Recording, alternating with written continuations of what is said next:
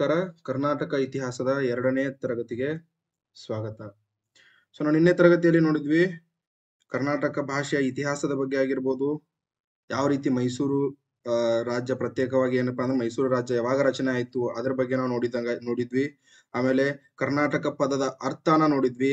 ಯಾವ ಕೃತಿಗಳಲ್ಲಿ ಇತಿಹಾಸದ ಯಾವ ಕೃತಿಗಳಲ್ಲಿ ಏನಪ್ಪಾ ಅಂದ್ರೆ ಕರ್ನಾಟಕ ಪದವನ್ನ ಬಳಕೆ ಮಾಡಿದ್ರು ಅಂತ ನಾವು ನೋಡಿದ್ವಿ. ಸೊ ಅದೇ ರೀತಿ ಏನಪ್ಪಾ ಅಂತಂದ್ರೆ ಕನ್ನಡ ಪದದ ಅರ್ಥ ಆದ್ರೆ ಈ ಕಾಡ್ವೇಲ್ ಅವರಾಗಿರ್ಬೋದು, ಗೋವಿಂದಪ್ಪ ಅವರಾಗಿರ್ಬೋದು, ಸೊ ಇವೆಲ್ಲವನ್ನು ನಾವು ನೋಡಿದ್ವಿ. ಸೊ ಅದ್ರ ಮುಂದುವರೆದ ಭಾಗ ಕರ್ನಾಟಕ ಇತಿಹಾಸದ ಅಥವಾ ಕರ್ನಾಟಕದ ಪ್ರಾಗೈತಿಹಾಸದ ಇತಿಹಾಸ ಅಂತ ಹೇಳ್ತೀವಿ. ಕರ್ನಾಟಕದ ಪ್ರಾಗೈತಿಹಾಸಕ ಇತಿಹಾಸದ ಬಗ್ಗೆ ಏನಪ್ಪಾ ಅಂತಂದ್ರೆ ನಾವು ಇವತ್ತು ನೋಡುವಂಥದ್ದು. ಸೊ ಕರ್ನಾಟಕ ಪ್ರಾಗೈತಿಹಾಸಿಕ ಇತಿಹಾಸದಲ್ಲಿ ಏನಪ್ಪಾ ಅಂದ್ರೆ 3 ಭಾಗಗಳು ಬರ್ತಾವು. ಯಾವ್ದು ಅಂದ್ರೆ ಶಿಲಾಯುಗ ಮತ್ತು ತಾಮ್ರಯುಗ, ಕಬ್ಬಿನ ಯುಗ. ಶಿಲಾಯುಗ, ತಾಮ್ರಯುಗ, ಕಬ್ಬಿನ ಯುಗ ಅಂತ ಹೇಳ್ತೀವಿ. ಸೊ ಶಿಲಾಯುಗವನ್ನ ಇಂಗ್ಲಿಷ್ ಅಲ್ಲಿ ಸ್ಟೋನ್ ಏಜ್ ಅಂತ ಹೇಳಿ ಕರೀತಾರ್ರಿ. ಏನಂತ ಕರೀತಾರ್ರಿ? Stone age. ಸೊ ತಾಮ್ರ ಯುಗವನ್ನ ಇಂಗ್ಲಿಷ್ ಅಲ್ಲಿ ಏನಪ್ಪಾ ಅಂತಂದ್ರ ಏನಂತ ಕರೀತಾರ್ರಿ? ಚಾಲ್ಕೋಲಿಥಿಕ್ ಏಜ್. ಚಾಲ್ಕೋಲಿಥಿಕ್ ಏಜ್. ತಾಮ್ರ ಯುಗವನ್ನ ಚಾಲ್ಕೋಲಿಥಿಕ್ ಏಜ್ ಅಂತ ಹೇಳಿ ಕರೀತಾರ್ರಿ. ಕಬ್ಬಿನ ಯುಗವನ್ನ ಏನಂತ ಕರೀತಾರಪ್ಪ ಅಂತಂದ್ರ ಐರನ್ ಏಜ್. ಅದು ಕಬ್ಬಿನ ಯುಗವನ್ನ ಏನಂತ ಕರೀತಾರ್ರಿ? ಐರನ್ ಏಜ್ ಅಂತ ಹೇಳಿ ಕರೀತಾರ್ರಿ. ಅರ್ಥ ಆಯ್ತಾ? ಸೊ ಈ ಕಬ್ಬಿನ ಯುಗದಲ್ಲಿ ಏನಪ್ಪಾ ಅಂತಂದ್ರ ಕಬ್ಬಿನ ಯುಗ ಪ್ರಾರಂಭವಾದಾಗ ಕರ್ನಾಟಕದಲ್ಲಿ ಯಾವ ಇನ್ನೊಂದು ಯುಗ ಪ್ರಾರಂಭವಾಗ್ತದಪ್ಪ ಅಂತಂದ್ರ ಯಾವ ಯುಗ ರೀ? ಬೃಹತ್ ಶಿಲಾಯುಗ. ಯಾವ್ದ್ರಿ? ಬೃಹತ್ ಶಿಲಾಯುಗ. ಬೃಹತ್ ಶಿಲಾಯುಗ ಏನಾಗಿರ್ತದಪ್ಪ ಅಂತಂದ್ರ ಪ್ರಾರಂಭವಾಗಿರ್ತದ. ಸೊ ನಾವು ಮೊದಲಿಗೆ ಶಿಲಾಯುಗದ ಬಗ್ಗೆ ನಾವೇನಪ್ಪಾ ಅಂತಂದ್ರೆ ನೋಡುವಂಥದ್ದು. ಸೊ ಶಿಲಾಯುಗದಲ್ಲಿ ನಾವು ಮತ್ತೆ ಏನಪ್ಪಾ ಅಂತಂದ್ರೆ 3 ತರನಾಗಿ ನೋಡ್ತೀವಿ, 3 ಭಾಗವನ್ನಾಗಿ ಮಾಡ್ತೀವಿ. ಅವು ಯಾವಪ್ಪ ಅಂತಂದ್ರ ಹಳೆ ಶಿಲಾಯುಗ, ಸೂಕ್ಷ್ಮ ಶಿಲಾಯುಗ, ಇನ್ನೊಂದು ನವಶಿಲಾಯುಗ. ಹಳೆ ಶಿಲಾಯುಗ, ಸೂಕ್ಷ್ಮ ಶಿಲಾಯುಗ, ಇನ್ನೊಂದು ನವಶಿಲಾಯುಗ. ಸೊ ಹಳೆ ಶಿಲಾಯುಗಕ್ಕೆ ಇಂಗ್ಲಿಷ್ ಅಲ್ಲಿ ಏನಂತ ಹೇಳಿ ಕರೀತಾರಪ್ಪ ಅಂತಂದ್ರ ಪ್ಯಾಲಿಯೋಲಿಥಿಕ್ ಏಜ್. ಏನ್ರಿ? Palaeolithic age. Palaeolithic age. Palaeolithic age ಅಂತ ಕರೀತಾರ್ರಿ. ಸೂಕ್ಷ್ಮ ಶಿಲಾಯುಗಕ್ಕೆ ಏನಂತ ಕರೀತಾರ್ರಿ? ಮೆಸೋ ಅಥವಾ ಮೈಕ್ರೋಲಿಥಿಕ್ ಏಜ್ ಅಂತ ಹೇಳಿ ಕರೀತಾರ್ರಿ. ನವಶಿಲಾಯುಗಕ್ಕ ನಿಯೋಲಿಥಿಕ್ ಏಜ್ ಅಂತ ಹೇಳಿ ಕರೀತಾರ್ರಿ. ನವಶಿಲಾಯುಗಕ್ಕೆ ಏನಂತ ಕರೀತಾರ್ರಿ? ನಿಯೋಲಿಥಿಕ್ ಏಜ್ ಅಂತಂದು ಹೇಳಿ ಕರೆಯುವಂಥದ್ದು. ಸೊ ಹಾಗಾದ್ರೆ ಈ ಪ್ಯಾಲಿಯೋಲಿಥಿಕ್ ಅನ್ನೋ ಒಂದು ಪದವನ್ನ ಯಾರು ಕೊಟ್ರು? ಪ್ಯಾಲಿಯೋಲಿಥಿಕ್ ಅನ್ನೋ ಒಂದು ಶಬ್ದವನ್ನ ನೀಡಿದವರು ಯಾರಪ್ಪ ಅಂತಂದ್ರ ಜಾನ್ ಲುಬಾಕ್. ಯಾರ್ರಿ? ಜಾನ್ ಲುಬಾಕ್. ಜಾನ್ ಲುಬಾಕ್ ಅವ್ರ ಏನಪ್ಪಾ ಅಂತಂದ್ರೆ ಈ ಪ್ಯಾಲಿಯೋಲಿಥಿಕ್ ಅನ್ನೋ ಒಂದು ಪದವನ್ನ ಏನಪ್ಪಾ ಅಂತಂದ್ರ ನೀಡಿದವರಾಗಿರ್ತಾರೆ. ಸೊ ಹಾಗಾದ್ರೆ ನಾವು ಮೊದಲಿಗೆ ಏನಪ್ಪಾ ಅಂತಂದ್ರೆ ಹಳೆಯ ಶಿಲಾಯುಗ ಅಥವಾ ಪ್ರಾಚೀನ ಶಿಲಾಯುಗದ ಬಗ್ಗೆ ಇವಾಗ ನೋಡುವಂಥದ್ದು. ಸೊ ಪ್ರಾಚೀನ ಶಿಲಾಯುಗ ಅಥವಾ ಹಳೆಯ ಶಿಲಾಯುಗ, ಇದಕ್ಕೆ ಇನ್ನೊಂದೇ ಸರಿ ಅಂತ ಕರಿತೀವಿ ನಾವು ಪ್ಯಾಲಿಯೋಲಿಥಿಕ್. ಏನ್ರಿ? ಪ್ಯಾಲಿಯೋಲಿಥಿಕ್ ಏಜ್ ಅಂತ ಹೇಳಿ ಕರಿತೀವಿ. ಸೊ ಕರ್ನಾಟಕದಲ್ಲಿ ಪತ್ತೆಯಾದ ಮೊದಲ ನೆಲೆ ಯಾವ್ದ್ರಿ?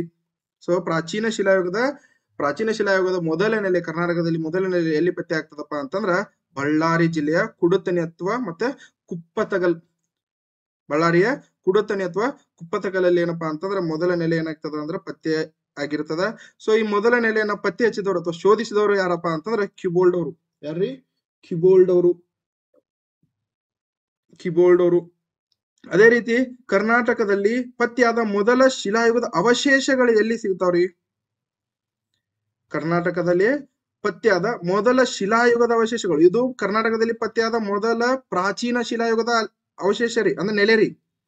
ಇದು ಕರ್ನಾಟಕದಲ್ಲಿ ಪತ್ತೆಯಾದ ಶಿಲಾಯುಗದ ಅವಶೇಷಗಳು. ನೆನಪಿನಲ್ಲಿ ಇಟ್ಕೋರಿ, ಕನ್ಫ್ಯೂಸ್ ಆಗಕೋಬೇಡ್ರಿ. ಅವಶೇಷಗಳು, ಇದು ಬರೀ ನೆಲೆ ಮಾತ್ರ.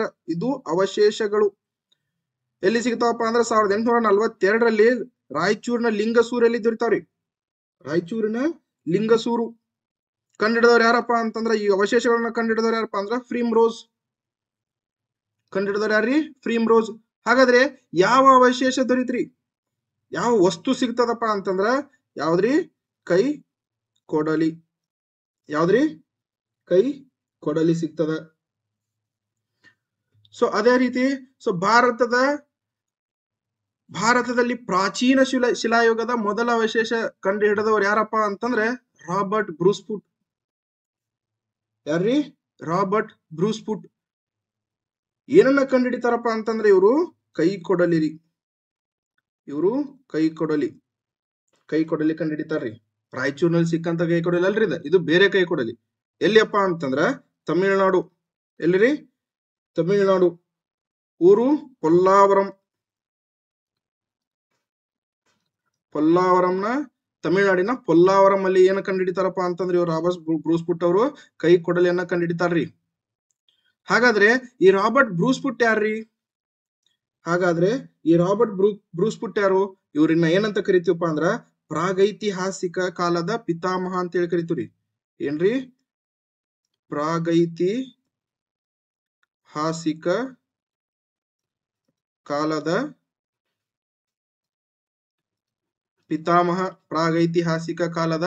ಪಿತಾಮಹ ಯಾರಪ್ಪ ಅಂತಂದ್ರ ರಾಬರ್ಟ್ ಬ್ರೂಸ್ಫುಟ್ ಅವರು. ಯಾರ್ರಿ?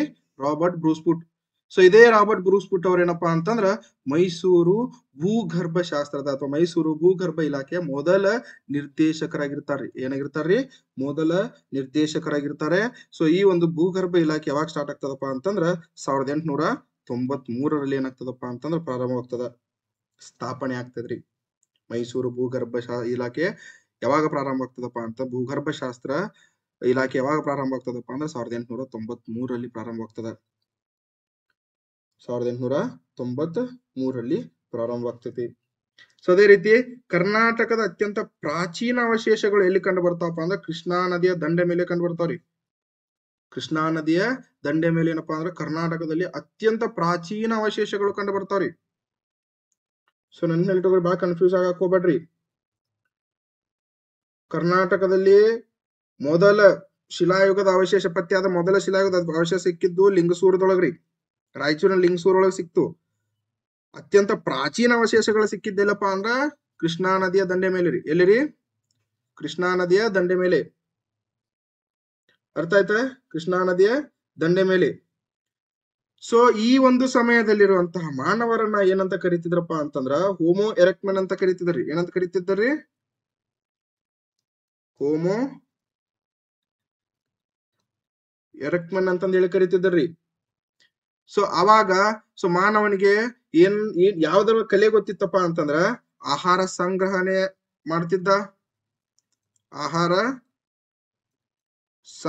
ಮಾಡ್ತಿದ್ದ,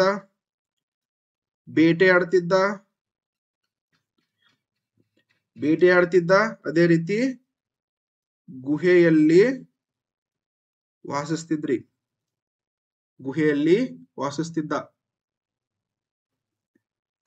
ಯಾವ ಒಂದು ಟೈಮ್ ಒಳಗರಿ?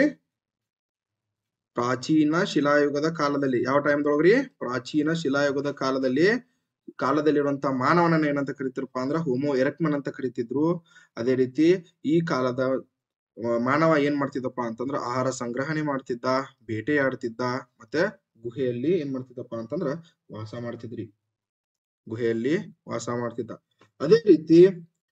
ಅದೇ ರೀತಿ ಏನಪ್ಪಾ ಅಂತಂದ್ರ ಈ ಒಂದು ಪ್ರಾಚೀನ ಶಿಲಾಯುಗದ ಕಾಲದ ಮಾನವರು ಏನನ್ನ ಬಳಸ್ತಿದ್ರಪ್ಪ ಅಂದ್ರ ಕಲ್ಲಿನ ಆಯುಧಗಳನ್ನ ಬಳಸ್ತಿದ್ರು. ನೆನಪಿನಲ್ಲಿಟ್ಟುಕೋರಿ, ಬಹಳ ಇಂಪಾರ್ಟೆಂಟ್ ರೀ. ಏನನ್ನ ಬಳಸ್ತಿದ್ರಿ? ಕಲ್ಲಿನ ಆಯುಧಗಳನ್ನ ಬಳಸ್ತಿದ್ರು. ಸೊ ಈ ಕಲ್ಲಿನ ಆಯುಧಗಳ ನಿವೇಶನಗಳು ನಮ್ಗೆ ಎಲ್ಲಿ ಸಿಗ್ತಾವಪ್ಪ ಅಂತಂದ್ರ ಕೃಷ್ಣಾ ನದಿಯ ದಂಡೆ ಮೇಲೆ ಸಿಗ್ತಾವು, ಮಲ್ಲಪ್ರಭಾ ನದಿ ದಂಡೆ ಮೇಲೆ, ಮತ್ತೆ ತುಂಗಭದ್ರಾ ನದಿ ದಂಡೆ ಮೇಲೆ. ಕೃಷ್ಣ, ಮಲ್ಲಪ್ರಭಾ, ತುಂಗಭದ್ರಾ 3 ನದಿಗಳನ್ನ ನೀವು ಹೆಸರನ್ನ ನೆನಪಿಟ್ಕೊಂಡ್ಬಿಟ್ರಪ್ಪ ಅಂತಂದ್ರ ನಿಮಗೇನಪ್ಪಾ ಅಂತಂದ್ರ 1 ಮಾರ್ಕ್ಸ್ ಬರುವಂತ ಚಾನ್ಸಸ್ ಇರ್ತದ. ಸೊ ಕಲ್ಲಿನ ಆಯುಧಗಳನ್ನ ಬಳಸ್ತಿದ್ರು. ಆ ಕಲ್ಲಿನ ಆಯುಧಗಳು ಕರ್ನಾಟಕದ ಎಲ್ಲಿ ಯಾವ ಒಂದು ಪ್ರದೇಶದಲ್ಲಿ ಸಿಕ್ಕುವಂತದ್ದು ಕ್ವಶನ್ ಆತಂದ್ರೆ ನೀವು ಹೇಳಬಹುದು ಕೃಷ್ಣಾ ನದಿ ದಂಡೆ ಮೇಲೆ, ಮಲ್ಲಪ್ರಭಾ ನದಿ ದಂಡೆ ಮೇಲೆ, ಮತ್ತೆ ತುಂಗಭದ್ರಾ ನದಿ ದಂಡೆ ಮೇಲೆ ಸಿಕ್ತು ಅಂತ ಹೇಳ್ಬೋದು. ಅದೇ ರೀತಿ ಏನಪ್ಪಾ ಅಂತಂದ್ರ ನಮ್ಮ ಬಾಗಲಕೋಟೆ ಜಿಲ್ಲೆ ರೀ. ಬಾಗಲಕೋಟೆ ಜಿಲ್ಲೆಯ ಅನಗವಾಡಿ ರೀ. ಯಾವ್ದ್ರಿ? ಅನಗವಾಡಿ ಒಳಗಡೆ ಏನಿತ್ತಪ್ಪ ಅಂತಂದ್ರ ಏನಿತ್ರಿ? ಆಯುಧ ತಯಾರಿಕಾ ಕೇಂದ್ರ ಇತ್ತಂತ್ರಿ. ಆಯುಧ ತಯಾರಿಕಾ ಕೇಂದ್ರವಿತ್ತಂತ್ರಿ. ಸೊ ಇನ್ನೊಮ್ಮೆ ನೋಡ್ಬೇಕು ಅಂತಂದ್ರ ಪ್ರಾಚೀನ ಶಿಲಾಯುಗವನ್ನ ನಾವೇನಂತ ಕರಿತೀವಪ್ಪ ಅಂತಂದ್ರೆ ಪ್ಯಾಲಿಯೋಲಿಥಿಕ್ ಅಂತಂದು ಹೇಳಿ ಕರಿತೀವಿ. ಕರ್ನಾಟಕದಲ್ಲಿ ಪತ್ತೆಯಾದ ಪ್ರಾಚೀನ ಶಿಲಾಯುಗದ ಮೊದಲ ನೆಲೆ ಎಲ್ಲಪ್ಪ ಅಂತಂದ್ರೆ ಬಳ್ಳಾರಿಯ ಕುಡುತನಿ ಒಳಗಡೆ. ಇದನ್ನ ಕಂಡಿಡಿದವ್ರು ಯಾರು, ಪತ್ತೆ ಹಚ್ಚಿದವ್ರು ಯಾರಪ್ಪ ಅಂತಂದ್ರ ಯಾರ್ರಿ, ಕ್ಯುಬೋಲ್ಡ್ ಅವ್ರು. ಯಾರ್ರಿ, ಕ್ಯುಬೋಲ್ಡ್ ಅವ್ರು ಏನಪ್ಪಾ ಅಂತಂದ್ರೆ ಪತ್ತೆ ಹಚ್ತಾರ್ರಿ. ಅದೇ ರೀತಿ ಕರ್ನಾಟಕದಲ್ಲಿ ಪತ್ತೆಯಾದ ಮೊದಲ ಶಿಲಾಯುಗದ ಅವಶೇಷಗಳು ಎಲ್ಲಿ ದೊರೀತಾವಪ್ಪ ಅಂತಂದ್ರ 1800 ಎಲ್ಲಿ ದೊರೀತಾವ್ರಿ, ಲಿಂಗಸೂರ್ ಒಳಗಡೆ ದೊರೀತಾವು. ಯಾವಾಗಪ್ಪ ಅಂದ್ರೆ 1842ರಲ್ಲಿ ದೊರೀತಾವು. ಸೊ ಇವನನ್ನ ಪತ್ತೆ ಹಚ್ಚಿದವ್ರು ಯಾರಪ್ಪ ಅಂದ್ರ ಫ್ರೀಮ್ ರೋಸ್ ಅವರು. ಯಾವ ವಸ್ತುವನ್ನ ಪತ್ತೆ ಹಚ್ಚಿದಾರೆ ಅವರ, ಕೈ ಕೊಡಲಿಯಲ್ಲಿ. ಇದು ಕರ್ನಾಟಕದ್ದು, ಇದು ಕರ್ನಾಟಕದಾಗಿರ್ತದೆ. ಅದೇ ರೀತಿ ಏನಪ್ಪಾ ಅಂತಂದ್ರೆ ಭಾರತದಂತ ನಾವು ನೋಡಿದ್ವಿ ಅಂತಂದ್ರ ಭಾರತದೊಳಗಿರುವಂತಹ ಭಾರತದ ಪ್ರಾಚೀನ ಶಿಲಾಯುಗದ ಮೊದಲ ಅವಶೇಷಗಳು ಎಲ್ಲಿ ಕಂಡು ಬರ್ತಾವಪ್ಪ ಅಂದ್ರ ತಮಿಳುನಾಡಿನ ಪೊಲ್ಲಾವರಂ ಅಲ್ಲಿ ಕಂಡು ಬರ್ತಾವ್ರಿ. ಅಲ್ಲಿ ಸಿಗ್ತಾವ. ಯಾರು ಕಂಡು ಹಿಡಿತಾರಪ್ಪ ಅಂದ್ರ ರಾಬರ್ಟ್ ಬ್ರೂಸ್ಫುಟ್ ಅವ್ರು ಕಂಡು ಹಿಡಿತಾರ್ರಿ. ಯಾವ ವಸ್ತು ರೀ, ಕೈ ಕೊಡಲಿ. ಯಾವ ವಸ್ತು ರೀ, ಕೈ ಕೊಡಲಿ. ಸೊ ಈ ರಾಬರ್ಟ್ ಬ್ರೂಸ್ಫುಟ್ ಅವ್ರನ್ನ ನಾವ್ ಏನಂತ ಕರಿತೀವಪ್ಪ ಅಂದ್ರ ಪ್ರಾಗೈತಿಹಾಸಿಕ ಕಾಲದ ಪಿತಾಮಹ ಅಂತ ಹೇಳಿ ಕರಿತೀವಿ. ಏನಂತ ಕರಿತೀವಿ, ಪ್ರಾಗೈತಿಹಾಸಿಕ ಕಾಲದ ಪಿತಾಮಹ ಅಂತ ಹೇಳಿ ಕರಿತೀವಿ. ಸೊ ಅದೇ ಈ ರಾಬರ್ಟ್ ಬ್ರೂಸ್ಫುಟ್ ಅವ್ರ ಏನಪ್ಪಾ ಅಂದ್ರ ಮೈಸೂರು ಭೂಗರ್ಭಶಾಸ್ತ್ರ ಇಲಾಖೆಯ ಏನಾಗಿರ್ತಾರಪ್ಪ ಅಂದ್ರ ಮೊದಲ ನಿರ್ದೇಶಕರಾಗಿರ್ತಾರ್ರಿ. ಸೊ ಈ ಭೂಗರ್ಭಶಾಸ್ತ್ರ ಇಲಾಖೆ ಯಾವಾಗ ಪ್ರಾರಂಭವಾಗ್ತದಪ್ಪ ಅಂತಂದ್ರ 1893ರಲ್ಲಿ ಏನಾಗ್ತದಪ್ಪ ಅಂದ್ರ ಪ್ರಾರಂಭವಾಗ್ತೈತಿ. 1893ರಲ್ಲಿ ಪ್ರಾರಂಭವಾಗ್ತೈತಿ. ಅದೇ ರೀತಿ ಕರ್ನಾಟಕದ ಅತ್ಯಂತ ಪ್ರಾಚೀನ ಅವಶೇಷಗಳು ಎಲ್ಲಿಪ್ಪ ಅಂದ್ರೆ ಕೃಷ್ಣಾ ನದಿ ದಂಡೆ ಮೇಲೆ ಏನಪ್ಪಾ ಅಂತಂದ್ರ ಸಿಗ್ತಾವ ನಮ್ಗ. ಸೊ ಅದೇ ರೀತಿ ಏನಪ್ಪಾ ಅಂತಂದ್ರ ಪ್ರಾಚೀನ ಶಿಲಾಯುಗದ ಮಾನವರನ್ನ ಏನಂತ ಕರಿತಾರ್ರಿಪ್ಪ ಅಂದ್ರ ಹೋಮೋ ಎರೆಕ್ಮನ್. ಏನಂತ ಕರಿತಾರ್ರಿ, ಹೋಮೋ ಎರೆಕ್ಮನ್ ಅಂತ ಹೇಳಿ ಕರಿತಾರ್ರಿ. ಹಾಗೆ ಆ ಒಂದು ಅಲ್ಲಿರುವಂತ ಜನರು ಏನೇನ ಯಾವ್ಯಾವ ಕಲೆ ಗೊತ್ತಿತ್ತು ಅಂತಂದ್ರ ಆಹಾರ ಸಂಗ್ರಹಣೆ ಆಗಿರ್ಬೋದು, ಬೇಟೆ ಆಗಿರ್ಬೋದು, ಮತ್ತು ಗುಹೆಯಲ್ಲಿ ವಾಸ ಮಾಡುವಂತ ಕಲೆಯನ್ನ ಅವ್ರು ಏನಪ್ಪಾ ಅಂತಂದ್ರ ರೂಢಿಯಲ್ಲಿ ಇಟ್ಕೊಂಡಿದ್ರು. ಮತ್ತು ಆ ಒಂದು ಜನರು ಏನಪ್ಪಾ ಅಂತಂದ್ರ ಕಲ್ಲಿನ ಆಯುಧಗಳನ್ನ ಬಳಸ್ತಿದ್ರು. ಆ ಜನ ಏನ್ ಮಾಡ್ತಿದ್ರಪ್ಪ ಅಂದ್ರ ಕಲ್ಲಿನ ಆಯುಧಗಳನ್ನ ಬಳಸ್ತಿದ್ರು. ಅದರ ನಿವೇಶನೆಗಳೆಲ್ಲಿದವಪ್ಪ ಅಂದ್ರೆ ಕೃಷ್ಣಾ ನದಿ ದಂಡೆ ಮೇಲೆ, ಮಲಪ್ರಭಾ ನದಿ ದಂಡೆ ಮೇಲೆ, ತುಂಗಭದ್ರಾ ನದಿ ದಂಡೆ ಮೇಲೆ ನಾವೇನಪ್ಪಾ ಅಂದ್ರೆ ನೋಡ್ತೀವಿ. ಹಾಗೆ ಏನಪ್ಪಾ ಅಂತಂದ್ರ ಅನಗವಾಡಿ, ಬಾಗಲಕೋಟೆ ಜಿಲ್ಲೆಯ ಅನಗವಾಡಿಯಲ್ಲಿ ಏನಿತ್ತು ಅಂತಂದ್ರ ಪ್ರಾಚೀನ ಶಿಲಾಯುಗದ ಕಾಲದ ಆಯುಧ ತಯಾರಿಕಾ ಕೇಂದ್ರ ಇತ್ತಂದ್ರಿ. ಏನಿತ್ತು, ಪ್ರಾಚೀನ ಶಿಲಾಯುಗ ಕಾಲದ ಆಯುಧ ತಯಾರಿಕಾ ಕೇಂದ್ರ ಇತ್ತು. ಇದಿಷ್ಟು ಏನಪ್ಪಾ ಅಂತಂದ್ರ ನಮಗ ಪ್ರಾಚೀನ ಶಿಲಾಯುಗದ ಕಾಲದ ಒಂದು ಇನ್ಫಾರ್ಮೇಶನ್ ಆಗಿರ್ತದೆ. ಇನ್ ನೆಕ್ಸ್ಟ್ ಏನಪ್ಪಾ ಅಂತಂದ್ರ ಸೂಕ್ಷ್ಮ ಶಿಲಾಯುಗ. ನೆಕ್ಸ್ಟ್ ಯಾವ್ದ್ರಿ, ಸೂಕ್ಷ್ಮ ಶಿಲಾಯುಗ. ಸೊ ಈ ಸೂಕ್ಷ್ಮ ಶಿಲಾಯುಗವನ್ನ ಏನಂತ ಕರಿತಿದ್ರಪ್ಪ ಅಂತಂದ್ರ ಮಧ್ಯಂತರ ಯುಗ. ಏನ್ರಿ,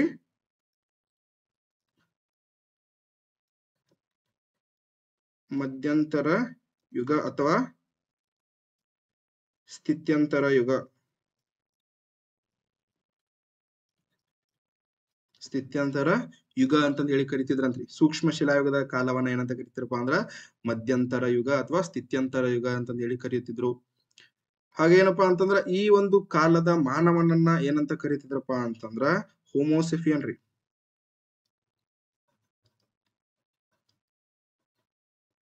ಏನಂತ ಕರಿತಿದ್ರಿ, ಹೋಮೋಸೆಫಿಯನ್ ಅಂತಂದ್ ಹೇಳಿ ಕರಿತಿದ್ರಿ. ಹೋಮೋಸೆಫಿಯನ್. ಸೂಕ್ಷ್ಮ ಶಿಲಾಯುಗದ ಕಾಲದ ಏನಪ್ಪಾ ಅಂದ್ರೆ ಮಾನವನನ್ನ ಹೋಮೋಸೆಫಿಯನ್ ಅಂತ ಕರೆದ್ರ, ಪ್ರಾಚೀನ ಶಿಲಾಯುಗದ ಕಾಲದ ಮಾನವನನ್ನ ಏನಂತ ಕರೆದ್ರಿ, ಹೋಮೋ ಎರೆಕ್ಮನ್ ಅಂತಂದ್ ಹೇಳಿ ಕರೆದ್ರಿ. ಹಾಗೇನಪ್ಪಾ ಅಂತಂದ್ರ ಈ ಕಾಲದಲ್ಲಿ ಏನ್ ಜಾಸ್ತಿ ಆಗ್ತಾವಂತಪ್ಪ ಅಂತಂದ್ರ ವಾತಾವರಣದಲ್ಲಿ ಉಷ್ಣತೆ ರೀ. ವಾತಾವರಣದಲ್ಲಿ ಏನಪ್ಪಾ ಅಂತಂದ್ರ ವಾತಾವರಣದಲ್ಲಿ ಏನ್ ಜಾಸ್ತಿ ಆಗ್ತಾವಂತು, ಉಷ್ಣತೆ ಏನಾಗ್ತಾವಂತ್ರಿ, ಜಾಸ್ತಿ ಆಗ್ತಾವಂತು, ಹೆಚ್ಚಾಗ್ತಾ ಹೋಯ್ತು.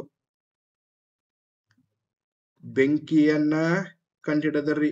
ಬೆಂಕಿಯ ಉಪಯೋಗ ಆಯ್ತು ಅಥವಾ ಬೆಂಕಿಯ ಪರಿಚಯವಾಯ್ತ್ರಿ.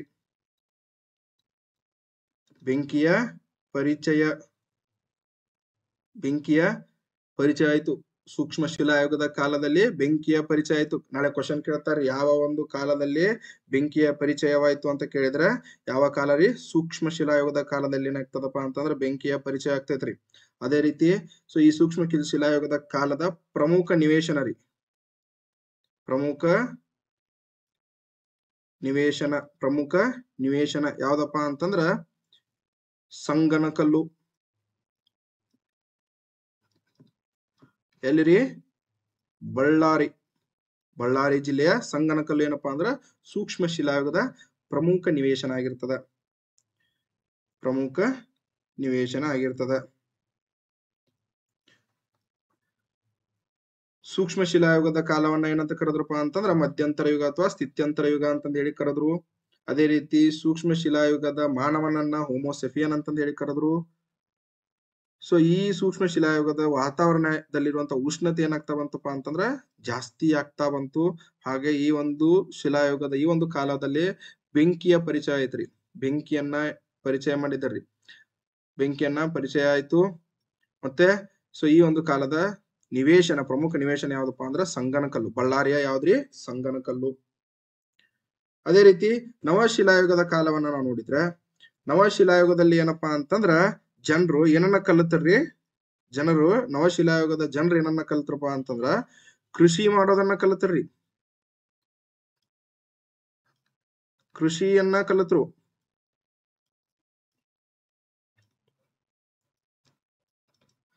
ಕೃಷಿಯನ್ನ ಕಲಿತಾರ್ರಿ. ಅದೇ ರೀತಿ ಏನಪ್ಪಾ ಅಂತಂದ್ರ ಮನೆಯ ನಿರ್ಮಾಣ ಮಾಡೋದನ್ನ ಕಲಿತಾರ್ರಿ. ನವಶಿಲಾಯುಗದ ಜನರು ಏನ ನಿರ್ಮಾಣ ಮಾಡೋದು ಕಲಿತಾರ್ರಿ? ಮನೆ ನಿರ್ಮಾಣ. ಮನೆಯ ನಿರ್ಮಾಣ, ಹಾಗೆ ಪಶು ಸಂಗೋಪನೆ. ಪಶು ಸಂಗೋಪನೆ. ಆಮೇಲೆ ಕುಂಬಾರಿಕೆಯನ್ನ ಕಲಿತಾರ್ರಿ. ಕುಂಬಾರಿಕೆಯನ್ನ ಕಲಿತಾರ್ರಿ. ಕೃಷಿಯನ್ನ ಕಲಿತ್ರು, ಮನೆ ನಿರ್ಮಾಣ ಮಾಡೋದು ಕಲಿತ್ರು, ಪಶು ಸಂಗೋಪನೆ ಕಲಿತ್ರು, ಕುಂಬಾರಿಕೆ ಕಲಿತ್ರು. ನೋಡ್ರಿ, ನವಶಿಲಾಯುಗದಕ್ಕಿಂತ ಮೊದ್ಲು ಜನರು ಬರೀ ಗುಹೆ ಒಳಗಡೆ ಇರೋದು, ಕಾಡಿನಲ್ಲಿ ವಾಸ ಮಾಡೋದು ಮಾತ್ರ ಕಲ್ತಿದ್ರು. ಆ ಒಂದು ಕಲೆ ಮಾತ್ರ ಗೊತ್ತಿತ್ತು. ನವಶಿಲಾಯುಗದ ಜನರಿಗೆ ಮನೆ ನಿರ್ಮಾಣ ಮಾಡೋ ಕಲೆನೂ ಗೊತ್ತಿತ್ತು. ಹಾಗೆ ಪಶು ಸಂಗೋಪನೆ ಅಂದ್ರೆ ಪಶು ಸಾಕಾಣಿಕೆ ಮಾಡೋದಕ್ಕೆ ಗೊತ್ತಿತ್ತು. ಕುಂಬಾರಿಕೆ ಮಾಡಕ್ ಕಲಿತ್ರು. ಕೃಷಿಯನ್ನ ಮಾಡಕ್ ಕಲಿತ್ರಿ.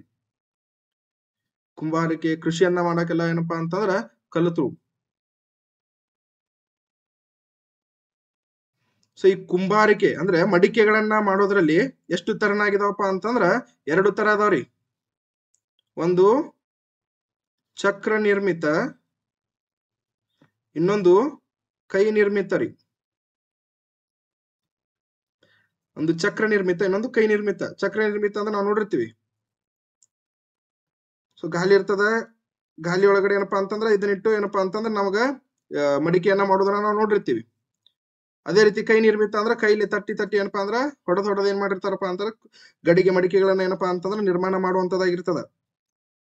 ಸೊ ಈ ಚಕ್ರ ನಿರ್ಮಿತವಾದಂತಹ ಮಡಿಕೆಯನ್ನ ಮಾಡುವಂತಹ ಮಡಿಕೆಯ ನಿರ್ಮಾಣ ಮಾಡುವಂತಹ ಕಲೆ, ನಿರ್ಮಾಣ ಮಾಡುವಂತಹ ಅವಶೇಷಗಳು ಕರ್ನಾಟಕದಲ್ಲಿ ಎಲ್ಲಿ ಸಿಗ್ತಾವಪ್ಪ ಅಂತಂದ್ರ ನಮ್ಗ ಎಲ್ಲಿ ಸಿಗ್ತಾವ್ರಿ? ಕೃಷ್ಣಾ ನದಿಯ ದಂಡೆ ಮೇಲೆ ಸಿಗ್ತಾವ. ಕೃಷ್ಣಾ ನದಿಯ ದಂಡೆ ಮೇಲೆ ಏನಪ್ಪಾ ಅಂತಂದ್ರೆ ಈ ಚಕ್ರ ನಿರ್ಮಿತವಾದಂತಹ ಮಡಿಕೆಯನ್ನ ಮಾಡುವಂತಹ ಕಲೆಯ ಅವಶೇಷಗಳು ಸಿಗುವಂತ ಎಲ್ಲಪ್ಪಾ ಅಂತಂದ್ರ ಕೃಷ್ಣಾ ನದಿಯ ದಂಡೆ ಮೇಲೆ ಏನಪ್ಪಾ ಅಂದ್ರೆ ಸಿಗುವಂತದ್ದು. ಕೃಷ್ಣಾ ನದಿಯ ದಂಡೆ ಮೇಲೆ ಏನಪ್ಪಾ ಅಂತಂದ್ರ ಸಿಗುವಂತದ್ದು.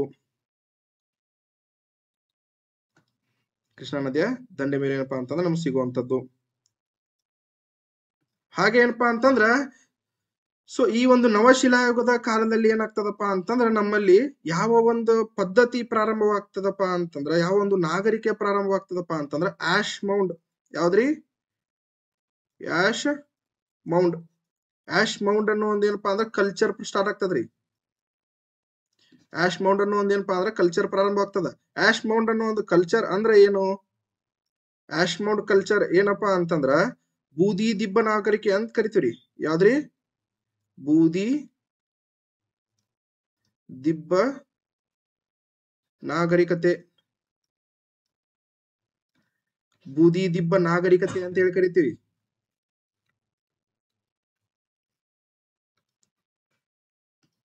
ಸಾರಿ,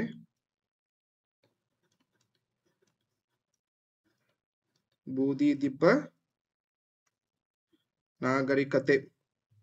ಸೊ ಬೂದಿ ದಿಬ್ಬ ನಾಗರಿಕತೆ ಯಾವ ಒಂದು ಕಾಲದಲ್ಲಿ ಪ್ರಾರಂಭ ಆಗ್ತದಪ್ಪ ಅಂದ್ರ ನವಶಿಲಾಯುಗದ ಕಾಲದಲ್ಲಿ ಏನಾಗ್ತದಪ್ಪ ಅಂದ್ರ ಬೂದಿ ದಿಬ್ಬ ನಾಗರಿಕತೆ ಏನಾಗ್ತದಪ್ಪ ಅಂತಂದ್ರ ಪ್ರಾರಂಭವಾಗ್ತೈತಿ. ಸೊ ಇದರ ಅವಶೇಷಗಳು ಎಲ್ಲಿ ಕಂಡು ಬರ್ತಾವಪ್ಪ ಅಂತಂದ್ರ ನಮ್ಗ ಬಳ್ಳಾರಿಯ ಸಂಗನಕಲ್ಲು. ಎಲ್ಲಿರಿ? ಸೊ ಬಳ್ಳಾರಿಯ ಸಂಗನಕಲ್ಲು ಅಲ್ಲಿ ಕಂಡು ಬರ್ತಾವ. ಬಳ್ಳಾರಿ ಒಳಗಡೆ ಕಂಡು ಬರ್ತಾವ. ಎಲ್ಲಿರಿ? ಅವಶೇಷಗಳಲ್ಲಿ ನಿವೇಶನಗಳು ಎಲ್ಲಿ ಕಂಡು ಬರ್ತಾವಪ್ಪ ಅಂದ್ರೆ ಬಳ್ಳಾರಿಯ ಸಂಗನಕಲ್ಲು ಮತ್ತು ತೆಕ್ಕಲಕೋಟೆ ಒಳಗಡೆ ಏನಪ್ಪಾ ಅಂತಂದ್ರೆ ಕಂಡು ಬರ್ತಾವು. ಸಂಗನಕಲ್ಲು ಮತ್ತು ತೆಕ್ಕಲಕೋಟೆಯಲ್ಲಿ ಕಂಡು ಬರ್ತಾವು. ಹಾಗೆ ಏನಪ್ಪಾ ಅಂತಂದ್ರೆ ರಾಯಚೂರಿನ ಮಸ್ಕಿಯಲ್ಲಿ ಕಂಡು ಬರ್ತಾವು. ರಾಯಚೂರಿನ ಮಸ್ಕಿಯಲ್ಲಿ ಕಂಡು ಬರ್ತಾವು. ಮತ್ತೆ ಕೊಪ್ಪಳದ ಹಿರೇಬೆಣಕಲ್, ಕೊಪ್ಪಳದ ಹಿರೇಬೆಣಕಲಲ್ಲಿ ಕಂಡು ಬರ್ತಾವು. ಮೈಸೂರಿನ ಟಿ ನರಸೀಪುರದಲ್ಲಿ ಕಂಡು ಬರ್ತಾವು. ಕೋಲಾರದ ಬನಹಳ್ಳಿಯಲ್ಲಿ ಕಂಡು ಬರ್ತಾವು.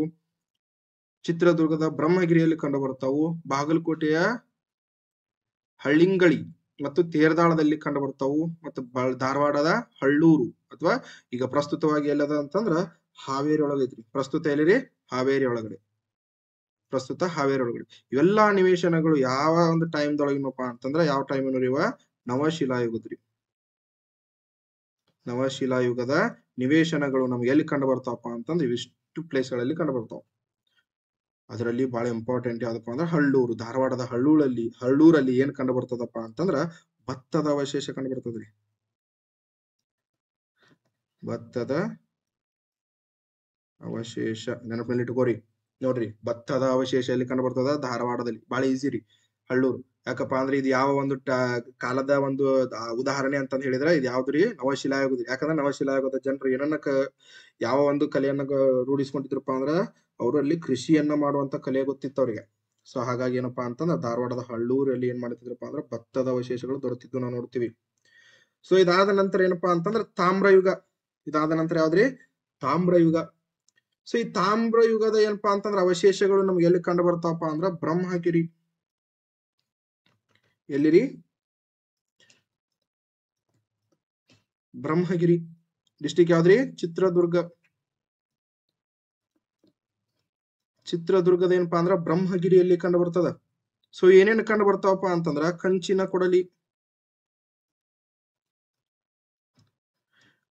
ಕೊಡಲಿ, ಮತ್ತೇನಪ್ಪಾ ಅಂದ್ರ ಬೂದು ಬಣ್ಣದ ಮಡಿಕೇರಿ.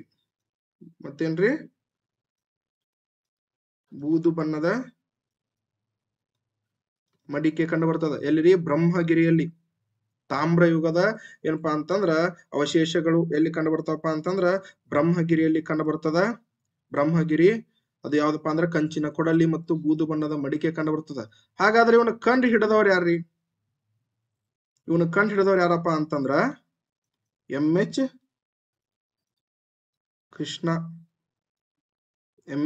ಕೃಷ್ಣರವರು ಕಂಡು ಹಿಡಿತಾರ್ರಿ. ಯಾವ ಒಂದು ಇಸ್ವಿಯೊಳಗ ಕಂಡು ಹಿಡಿದ್ರಿ ಇವನ? 1940ರಲ್ಲಿ ಕಂಡು ಹಿಡಿದ. ಯಾವೊಂದು ಇಸ್ವಿ ಒಳಗ್ರಿ? 1940ರಲ್ಲಿ. ಏನಪ್ಪಾ ಅಂತಂದ್ರ MH ಕೃಷ್ಣ ಅವ್ರ ಏನ್ ಮಾಡ್ತಾರಪ್ಪ ಅಂದ್ರ ಬ್ರಹ್ಮಗಿರಿ, ಚಿತ್ರದುರ್ಗದ ಬ್ರಹ್ಮಗಿರಿಯಲ್ಲಿ ಏನಪ್ಪಾ ಅಂದ್ರ ಕಂಚಿನ ಕೊಡಲಿ ಮತ್ತು ಬೂದು ಬಣ್ಣದ ಮಡಿಕೆಯನ್ನ ಕಂಡುಹಿಡಿದ್ರು. ಯಾವ ಒಂದು ಕಾಲದಿದು? ತಾಮ್ರ ಯುಗದ್ದು. ಯಾವ ಒಂದು ಕಾಲದ್ರಿ? ತಾಮ್ರ ಯುಗದ್ದು. ಇನ್ನು ನೆಕ್ಸ್ಟ್ ನೋಡ್ಬೇಕು ಅಂತಂದ್ರೆ ಯಾವ್ದಪ್ಪ ಅಂತಂದ್ರ ಕಬ್ಬಿನ ಯುಗ. ನೆಕ್ಸ್ಟ್ ಯಾವ್ದ್ರಿ? ಕಬ್ಬಿನ ಯುಗ. ನೆಕ್ಸ್ಟ್ ಕಬ್ಬಿನ ಯುಗ. ಸೊ ಈ ಯುಗವನ್ನ ಏನಂತ ಕರಿತಾರಪ್ಪ ಅಂತಂದ್ರ ಮೆಗಾಲಿಥಿಕ್ ಅಂತಾನು ಕರಿತಾರ್ರಿ. ಏನಂತ ಕರಿತಾರ್ರಿ? ಮೆಗಾಲಿಥಿಕ್. ಸೊ ಮೆಗಾ ಅಂತಂದ್ರೆ ಏನ್ರಿ? ದೊಡ್ಡ ಅಥವಾ ಬೃಹತ್. ಹಾಗಾದ್ರೆ ಲಿಥಿಕ್ ಅಂತಂದ್ರೆ ಏನಪ್ಪಾ ಅಂದ್ರ ಶಿಲಾಯುಗ. ಶಿಲಾ. ಲಿಥಿಕ್ ಅಂತಂದ್ರೆ ಏನಪ್ಪಾ ಅಂತಂದ್ರೆ ಶಿಲಾ. Megalithic age. ಹೌದಾ? ಮೆಗಾಲಿಥಿಕ್ ಅಂದ್ರ ಕಬ್ಬಿನ ಯುಗವನ್ನ ಏನಂತ ಕರಿತಾರಪ್ಪ ಅಂತಂದ್ರ ಮೆಗಾಲಿಥಿಕ್ ಏಜ್ ಅಂತ ಏನಪ್ಪಾ ಅಂತಂದ್ರ ಕಂಡು ಹಿಡಿತಾರ್ರಿ, ಕರಿತಾರ. ಯಾಕೆ ಕರಿತಾರ್ರಿ? ಯಾಕೆ ಕರಿತಾರಪ್ಪ ಅಂತಂದ್ರ ಈ ಯುಗದಲ್ಲಿ ಏನ್ ಮಾಡ್ತಿದ್ರಪ್ಪ ಅಂತಂದ್ರ ಜನರ ಸಮಾಧಿಯ ಮೇಲೆ ಅಂದ್ರ ಸತ್ತವರ ಸಮಾಧಿಯ ಮೇಲೆ ಏನ್ ಮಾಡ್ತಾ ಇದ್ರಪ್ಪ ಅಂತಂದ್ರ ಸತ್ತವರ ಸಮಾಧಿಯ ಮೇಲೆ ಏನ್ ಮಾಡ್ತಾ ಇದ್ರಿ? ಬೃಹತ್ ಗಾತ್ರದ ಬಂಡೆಗಳನ್ನ ಇಡ್ತಿದ್ದಂತ್ರಿ. ಸಮಾಧಿಯ ಮೇಲೆ ಏನ್ ಮಾಡ್ತಿದ್ರಪ್ಪ ಅಂದ್ರ ಬೃಹತ್ ಗಾತ್ರದ ಬಂಡೆಗಳನ್ನ ಇಡುತ್ತಿದ್ದರು. ಬೃಹತ್ ಗಾತ್ರದ ಏನಪ್ಪಾ ಅಂತಂದ್ರ ಬಂಡೆಗಳನ್ನ ಇಡುತ್ತಿದ್ರಂತ್ರಿ. ಸೊ ಅದಕ್ಕೆ ಎಕ್ಸಾಂಪಲ್ಸ್ ಯಾವುವು? ಎಕ್ಸಾಂಪಲ್ಸ್ ಯಾವಪ್ಪ ಅಂತಂದ್ರ ಐಹೊಳೆ. ಎಕ್ಸಾಂಪಲ್ಸ್ ಯಾವ್ರಿ? ಐಹೊಳೆ, ಹಿರೇಬೆಣಕಲ್.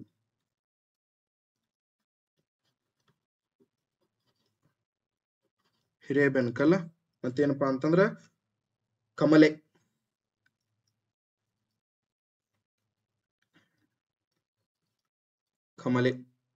ಎಕ್ಸಾಂಪಲ್ಸ್ ಯಾವ್ರಿ? ಐಹೊಳೆ, ಹಿರೇಬೆಣಕಲ್, ಕಮಲೆ. ಅರ್ಥ ಆಯ್ತಾ?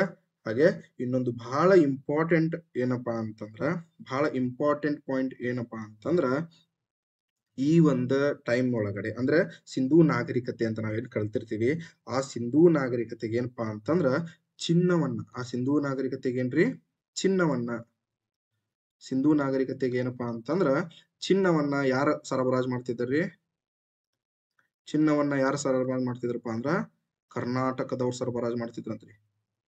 ಕರ್ನಾಟಕದ ಜನರು ಏನ್ ಮಾಡ್ತಿದ್ರಪ್ಪ ಅಂತಂದ್ರ ಸರಬರಾಜು ಮಾಡ್ತಿದ್ರ. ನೆನಪನ್ನ ಇಟ್ಕೊಡ್ರಿ, ಸಿಂಧೂ ನಾಗರಿಕತೆಗೆ ಚಿನ್ನವನ್ನ ಯಾರು ಸರಬರಾಜು ಮಾಡ್ತಿದ್ರಪ್ಪ ಅಂದ್ರ ಕೊಡ್ತಿದ್ರಪ್ಪ ಅಂದ್ರ ಕರ್ನಾಟಕದ ಜನರು ಕೊಡ್ತಿದ್ರಂತ. ಹಿಂಗ ಹೇಳಿದವ್ರು ಯಾರಪ್ಪ ಅಂತಂದ್ರ ನಾನಲ್ಲ, ಹಿಂಗ ಹೇಳಿದವ್ರ professor S R Rao. Professor S R Rao ಅವ್ರೇನಪ್ಪಾ ಅಂತಂದ್ರ ಹೇಳ್ತಾರ್ರಿ, ಸಿಂಧೂ ನಾಗರಿಕತೆಗೆ ಜನರಿಗೆ ಚಿನ್ನವನ್ನ ಕೊಟ್ಟಂತವ್ರು, ಚಿನ್ನವನ್ನ ಸರಬರಾಜು ಮಾಡಿದವ್ರು ಯಾರಪ್ಪಾ ಅಂದ್ರ ಕರ್ನಾಟಕದ ಜನರಂತೆ. ಯಾರು ಹೇಳಿದ್ರಿ? ಎಸ್ ಆರ್ ರಾವ್ ಅವ್ರು ಹೇಳ್ತಾರ್ರಿ. ಎಸ್ ಆರ್ ರಾವ್ ಅವರು ಏನಪ್ಪಾ ಅಂತಂದ್ರ ಹೇಳಿರುವಂತದ್ದು. ಇದಿಷ್ಟು ಏನಪ್ಪಾ ಅಂತಂದ್ರ ಈ ಹೊತ್ತಿನ ತರಗತಿ ಆಗಿರ್ತದ. ತರಗತಿ ಎಲ್ಲರಿಗೂ ಇಷ್ಟ ಆಗಿದ್ರೆ, ತಿಳಿದಿದ್ರೆ ದಯವಿಟ್ಟು ಲೈಕ್ ಮಾಡ್ರಿ, ಶೇರ್ ಮಾಡ್ರಿ, ಸಬ್ಸ್ಕ್ರೈಬ್ ಯಾರು ಮಾಡ್ಕೊಂಡಿಲ್ಲ ಸಬ್ಸ್ಕ್ರೈಬ್ ಮಾಡ್ಕೊಡ್ರಿ. ಆದಷ್ಟು ಜನರಿಗೆ ತಲುಪಿಸೋ ಹಾಗೆ ಶೇರ್ ಮಾಡ್ರಿ. ಇನ್ನು ಮುಂದಿನ ತರಗತಿಯಲ್ಲಿ ಏನಪ್ಪಾ ಅಂತಂದ್ರ ಕರ್ನಾಟಕದಲ್ಲಿ ಆಳ್ವಿಕೆ ನಡೆಸಿದಂತಹ ರಾಜ ಮನೆತನಗಳ ಬಗ್ಗೆ ಏನಪ್ಪಾ ಅಂತಂದ್ರೆ ಮುಂದಿನ ತರಗತಿಯಲ್ಲಿ ನಾನು ಏನಪ್ಪಾ ಅಂತಂದ್ರೆ ಹೇಳುವಂತ ಪ್ರಯತ್ನ ಮಾಡ್ತೀನಿ. Thank you so much.